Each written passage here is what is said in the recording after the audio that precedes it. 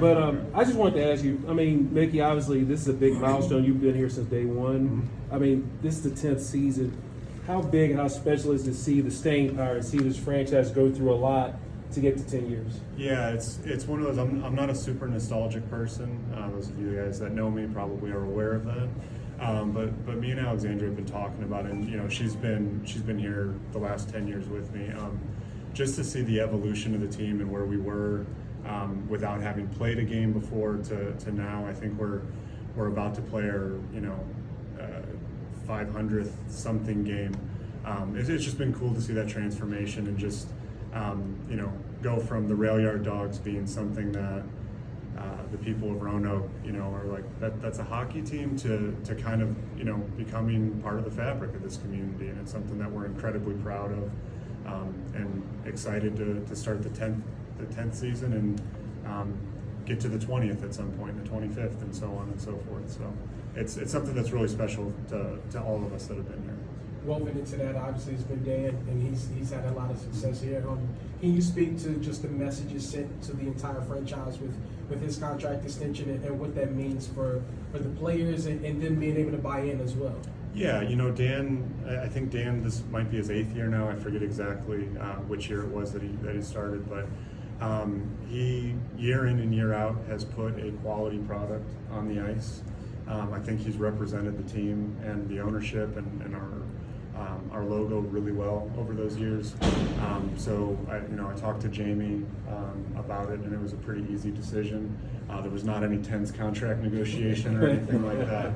I think all of us have been working together long enough that the conversation was as easy as we would like to continue having you coach this team, and he said I would like to continue doing it. So let's put another couple of extra years on the back of the contract and not worry about it for another few years. One thing that I know you talk about attendance. I remember when we were first talking, you said, hey, if we hit this mark, we'll be golden. Sure. And obviously over the last few years that's succeeded. Just seeing that part of it's got to be pretty neat because you had this benchmark, but the franchise has exceeded that. Yeah, and the benchmarks have shifted a little bit from 10 years ago. I'm sure I'm not surprising anybody by saying this, but everything has gotten more expensive, including running this team. But we've tried not to focus on that so much, and just making sure that people are enjoying their time here and finding value in this. And there's probably no better way to see that than what our actual attendance numbers are. I mean, that's people voting with their wallets and their time, right? You don't have anything more valuable than that. So the fact that we've got, I think last year we averaged just under 5,500 maybe. But the fact that 5,500 people decided to come hang out with us 28 times, that certainly means a lot to us, and we don't take that for granted. Yes, yesterday, I think city officials brought up the idea of renovating this area, adding casino, all of that. Sure. What are your thoughts on what a proposal like that could do? Maybe reinvigorate this area, or do you like things the way they are?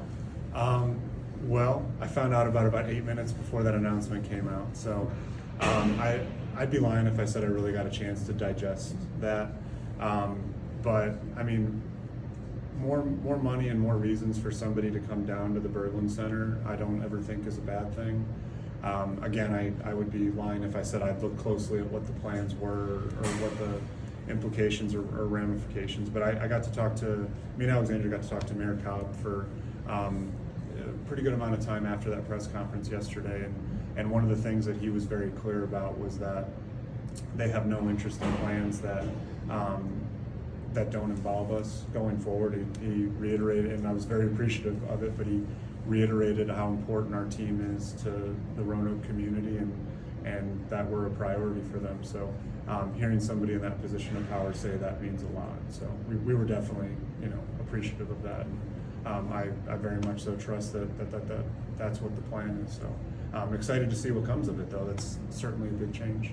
Sort of to bounce off that question for you and the franchise, what's the vision or the future? I mean, 10 years, what's the vision and the future for the Dogs from your perspective? We try and keep it simple. I've often told this to people in one-on-one conversations that we really only operate under one goal, and it's not. I mean, don't get me wrong. We've got several goals after that. We want to win championships and all that. But that's as far as the organization's health goes. Our main goal is that next year is never in question. That we have a healthy, sustainable organization where the people of Roanoke know that we're going to be here and that we're not going anywhere. So we're going to keep trying to accomplish that goal, and the way that we do that is making sure that the people that are coming out to our games are taken care of and feel valued and feel like they're a part of this, and that we put a team, on the ice that they can be proud of to claim as their own, And if we do that, everything else will take care of itself. I got to piggyback off Jermaine. Sure. Is the reason, and it's kind of a two-parter, the reason why you want to always have a sustainable organization and always make sure that there is a next year, is that in relation to what happened with the Express and with the Vipers from years ago? And when we started this 10 years ago, did you ever think that we would be at the level that we are right now? Yeah. So, it's not specifically in response to what happened with the Express and the Vipers. That situation was not exclusive to Roanoke. That's a minor league sports thing. The nature of minor league sports is there is a fair amount of volatility there.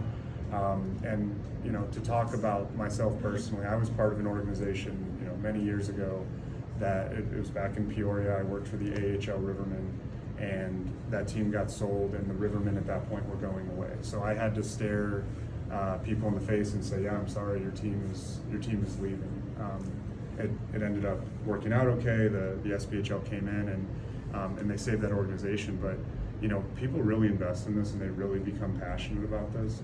The last thing in the world I ever want to do is tell somebody that something that they've spent so much time, money, and energy on is going away. So it's just, and like business aside, all of that stuff, it's just something that we're we understand what this team and what these organizations can mean to people, and it's something that we take very, very seriously. It's a big responsibility. I know I feel it. I know, my VP Alexandra Crutchfield feels it. I know our ownership feels it. That's something that we talk about, not on a daily basis, but when we have planning conversations and we're talking about, 1, 3, 5, 10 years, that responsibility is not lost on anybody in the room for that. So it's probably a long-winded way of answering your question. There's a second part, and I can't remember. I just, were we started this out 10 years ago, did you ever think we would be at this point 10 years later? I knew that the team would be in existence for sure. I did not expect that the community would embrace us quite the way that they have.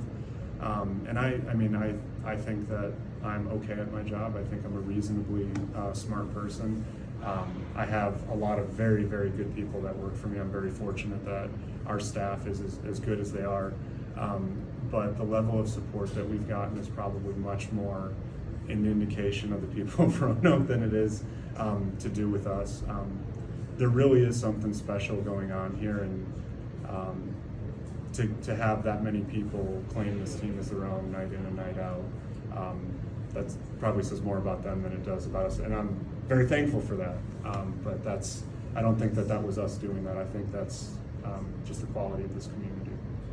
How helpful was it when you look at, say, the Salem Red Sox, Lingerie Hillcats, Pulaski, River Turtles, they have a lot of odds. To see other franchises, how helpful was it to see what they're doing to help you guys have the staying power event? Yeah, and it was funny, I was talking about this the other day. When I came here, I was very, very young. I was only 30 years old, taking over and trying to help get a franchise off the ground. I leaned on a lot of people those first couple of years, and I've talked with Alan with the Red Sox and Ryan before him.